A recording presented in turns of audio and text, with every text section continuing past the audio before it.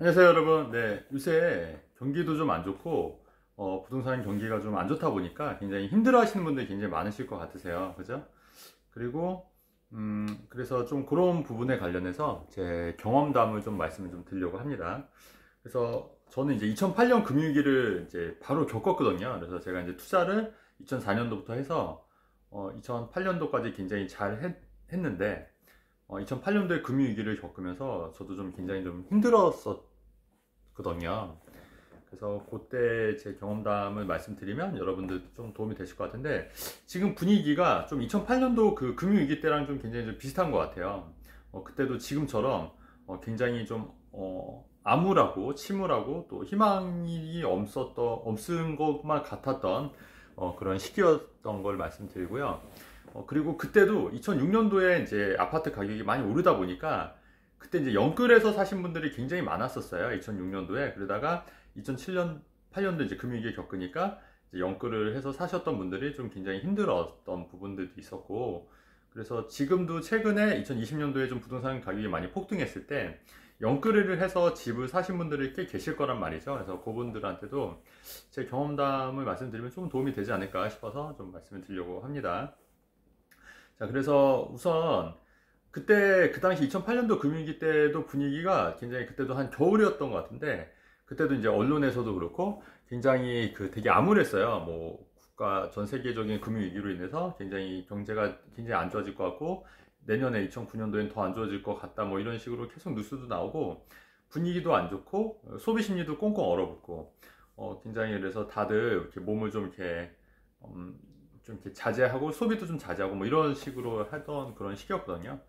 그리고 저도 그러니까 그때랑 분위기 굉장히 비슷해요. 지금이랑 뭐 언론에서도 그렇고 굉장히 안 좋잖아요. 그래서 그때도 굉장히 안 좋았고, 그랬고, 그리고 그때 이제 굉장히 그 영끌에 사신 분들은 굉장히 고민을 많이 하고 집을 산 거에 대해서 굉장히 후회도 많이 하고 그러셨던 기억이 납니다. 그리고 제 지인 중에 한 분은 그렇게 해서 영끌을 해서 집을 사니까 그 다음부터는 그리고 나서 영끌을 해서 집을 샀다가 억지로 그거를 2010년도인가 2011년도 이때쯤에, 그러니까 계속 이제 이자만 내다가 그게 너무 힘드니까 2010년도 2011년도에 그 집을 이제 처분했는데 그때 산 가격보다 오히려 더 떨어진 금액으로 처분을 했거든요. 처분을 하고, 근데 그 다음부터 이분 같은 경우에는 부동산에 다시는 그 관심이 없더라고요.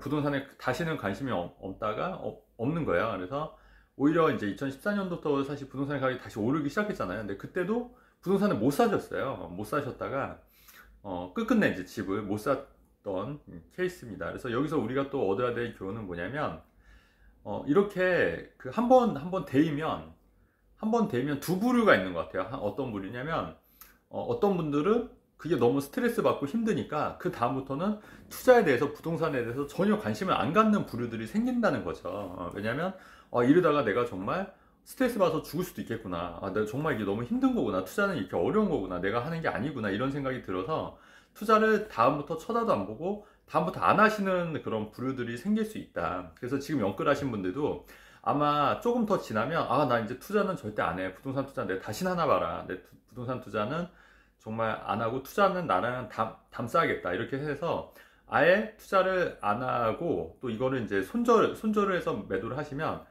이제 투자를 아예 신경 못 쓰실 수 있다는 얘기예요. 근데 또 어떤 부류는 이런 거죠.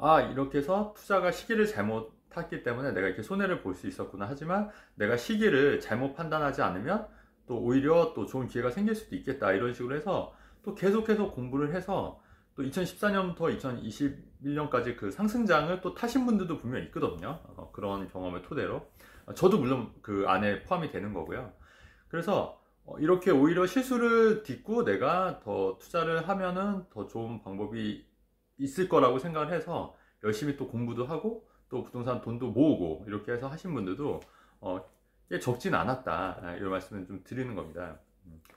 그래서 여러분들한테 좀 말씀드리고 싶은 거는, 계속 그 투자는 관심을 좀 가지셔야긴 해야 될 것 같아요. 투자를 관심을 가지셔야 될 것 같고, 그리고 지금 영끌하신 분들은 지금 많이 힘드실 거예요. 금리도 오르고. 그래서 이거를 어떻게든 버티셔야 되는데, 어떻게 버티냐면 일단은 좀 소비를 줄이는 게 맞고요. 그 다음에 내가 그 소득 외, 근로소득 외에도 다양한 소득을 창출할 수 있는 방법들을 좀 찾으셔야 될 것 같아요. 예를 들면 뭐 정말 힘들겠지만 뭐 주말 알바 같은 경우에도 내가 그러니까 그 대출이 만약에 소비 수입보다 더 많다고 하면은 오히려 그 주말 알바를 통해서도 좀 소득을 좀 증진해서 그 대출 이자를 좀 이렇게 상쇄할 수 있는 부분도 좀 같이 고민을 하셔야 된다는 그런 말씀을 좀 드리는 겁니다. 그래서 사실 그게 굉장히 어렵지만 그렇게 하셔서라도 지금 지출보다는 수입이 많게끔 해야 되는데 일단 아끼는 건 가능하실 거예요. 아끼는 건 소비를 좀 줄이시는 건 가능하기 때문에 그런 부분도 참고해서 좀 소비를 좀 줄여야 되지 않을까 이런 생각이 들고요. 그리고 여러분 제가 말씀드린 게 뭐냐면 2008년도의 금융위기를 겪어보니까 지금은 저도 물론 힘들지만 그때보다는 사실 준비를 많이 해놨거든요. 준비를 많이 해놓고 대비를 많이 해놨기 때문에 그거보다는 좀 덜 힘들다. 왜냐면 지금은 월세 받는 것도 있고 그리고 또 다양한 수입원을 만들려고 많이 노력을 했지 않습니까?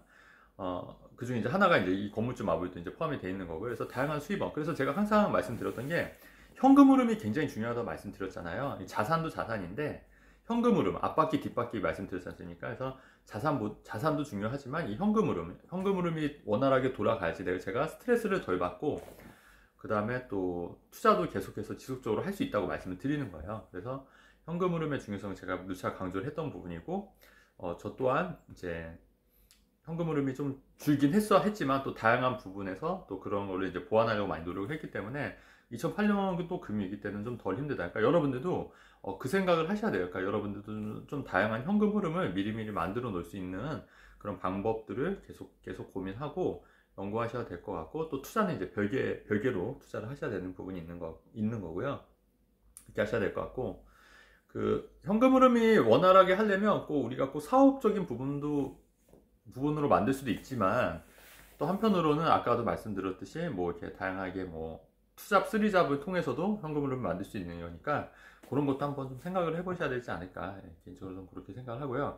여러분 요 시기만 또 잘 버티면 또 좋은 날이 옵니다. 여러분 지금 아무리 지금 힘들고 어둡고 전망이 암울해도요. 요 시기만 지나면 또 언제 그랬냐는 듯이 또 봄이 오거든요. 겨울이 가면 봄이 오듯이 그런 시기가 반드시 오니까 요 시기만 좀 잘 현명하게 또 슬기롭게 잘 극복하면 좀 어떠실까. 그리고 너무 그 침울해 있는 것보다는 좀 희망을 가지고 이 시기만 잘 버티면 또 좋은 기회가 올 거라고 생각을 하셔서 좀 더 버티시면 좋을 것 같고 그리고 절대 이 부동산 투자에 관련해서 너무 스트레스를 받는다고 포기하지 마시고 꾸준히 또 관심 가지시는 것도 괜찮을 것 같고 그리고 우선은 좀 종잣돈을 좀 모아서 좀 좋은 투자 기회가 생겼을 때 또 투자할 수 있는 그런 여력을 좀 만드셔야 되지 않을까 좀 이런 생각이 들어서 여러분들 힘내시라고 이런 영상 좀 올리려고 합니다. 그래서 네, 영상 여기까지 하고요. 내용이 좋으면 좋아요, 구독하기 누르면 좋을 것 같습니다, 여러분. 네, 감사합니다.